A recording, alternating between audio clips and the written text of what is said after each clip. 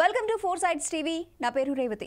అప్పుడు పావలాకు కూడా పనికిరాడు అన్నారు. ఇప్పుడేమో అతని ఎన్నడూ పల్లెత్తు మాట అనలేదని, భవిష్యత్తులో కూడా ఏమీ అనను అంటూ శపథం చేశారు. అప్పుడేమో ఉల్లిపాయ మీద పొట్టు కూడా తీయలేవు, నువ్వొక అమ్ముడుపోయిన వ్యక్తివి, నీ బతుక్కి తాటలు తీయడం ఒకటా అని సెటైర్లు వేశారు. ఇప్పుడేమో అతను నాకు 20 ఏళ్లుగా మంచి మిత్రుడు, నాటి నుంచి మా మధ్య స్నేహం కొనసాగుతోంది అంటూ సమ్మతం కలుపుకుంటున్నారు. ఏడాదిలో ఎంత మార్పు!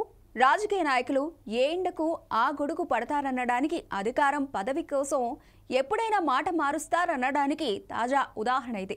AP deputy CM Pawan Kalyan YCP కీలక నేత విజయసాయిరెడ్డి ఇప్పుడు పొగట్టం చూస్తూ ఉంటే ఆయన రూటు మారుస్తున్నారా అనే అనుమానం కలుగుతోంది. అసలు విజయసాయిరెడ్డిలో ఈ మార్పుకి కారణం ఏంటి?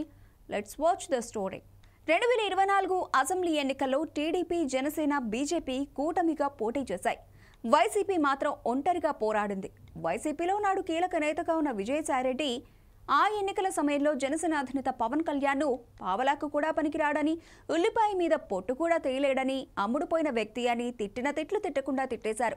ఆ ఎన్నికల్లో వైసీపీ ఘోరంగా ఓడిపోవడం, కూటమి ప్రభుత్వం ఏర్పడడం చకచకా జరిగిపోయాయి. అధికారం కోల్పోవడంతో వైసీపీ అధినేత జగన్తో విజయసాయిరెడ్డికి దూరం పెరిగింది.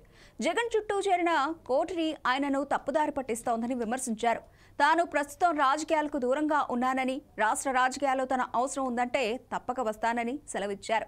ఆయన యూటర్న్ చూస్తూ ఉంటే విజయసాయిరెడ్డి జనసేనలో చేరాలనుకుంటున్నారని, అందుకే పవన్ పై పొగడ్తల వర్షం కురిపిస్తున్నారని రాజకీయ వర్గాలు చర్చించుకుంటున్నాయి. జగన్కు అత్యంత సన్నిహితంగా ఉన్న విజయసాయిరెడ్డి ఆ తర్వాత దూరం అవ్వడం, ఇప్పుడు జనసేన అధినేత పవన్ కళ్యాణ్ నామస్మరణ చేయడం వెనుక వ్యూహం ఏవైనా ఉందా అని రాజకీయ విశ్లేషకులు చర్చించుకుంటున్నారు. విజయసాయిరెడ్డి కూడా తనదైన వ్యూహంతో మరోసారి రాజకీయాలు రాణించాలని కోరుకుంటున్నట్లు ఆయన సన్నిహితులు చెబుతున్నారు. చూడాలి మరి ఒకప్పటి వైసీపీ మాజీ నేత మళ్లీ తిరిగి రాజకీయాల్లోకి వస్తారా రారా అనేది.